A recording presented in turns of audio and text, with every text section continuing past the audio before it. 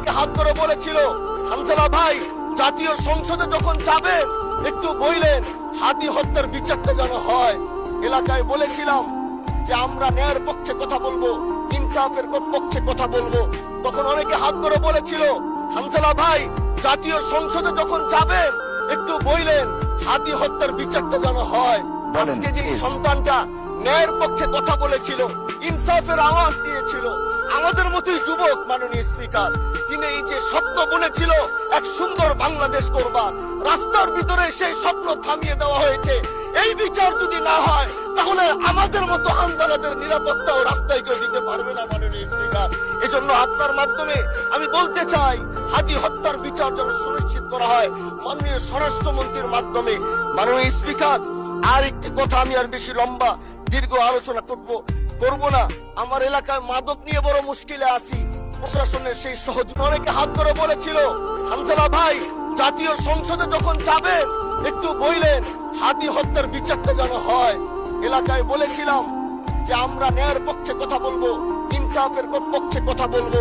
তখন অনেকে হাত ধরে বলেছিল, হামজালা ভাই জাতীয় সংসদে যখন যাবেন একটু বললেন হাদি হত্যার বিচারটা যেন হয়। আজকে যে সন্তানটা ন্যায়ের পক্ষে কথা বলেছিল, ইনসাফের আওয়াজ দিয়েছিল, আমাদের মতোই যুবক মাননীয় স্পিকার, তিনি এই যে স্বপ্ন বলেছিল এক সুন্দর বাংলাদেশ করবার, রাস্তার ভিতরে সেই স্বপ্ন থামিয়ে দেওয়া হয়েছে।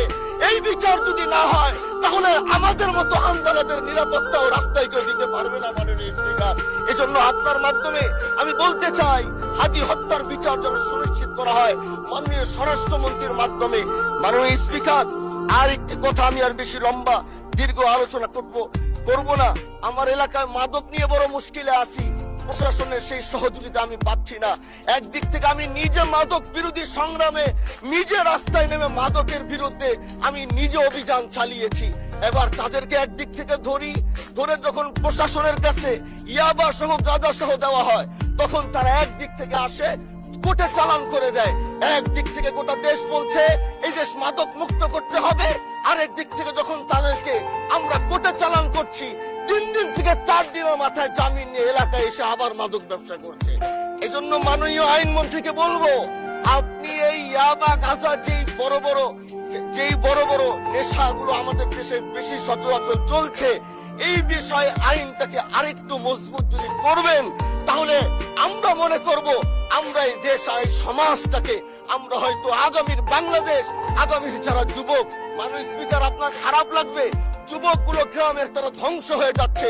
আমাদের চোখের সামনে যখন একজন যুবক ধ্বংস হয়ে যায়, এটা অন্যরা মেনে নিতে পারলেও আমাদের পক্ষে মানা বড় কষ্ট হয়ে যায়। আমরা দেশটাকে বাঁচাতে চাই, আমরা আগামীতে ওরকম কিছু যুবক তৈরি করতে চাই যারা নেশা ধরবে না, তারা পড়াশোনা করবে, তারা দেশের জন্য ফিকির করবে। মাননীয় স্পিকার, আমি সত্যের পক্ষে থাকবো, আমি অন্যায়ের বিরুদ্ধে সোচ্চার থাকবো, আমি গণমানুষের কণ্ঠ হয়ে করব। আমি এমন। ধন্যবাদ মাননীয় সদস্য, অসংখ্য ধন্যবাদ।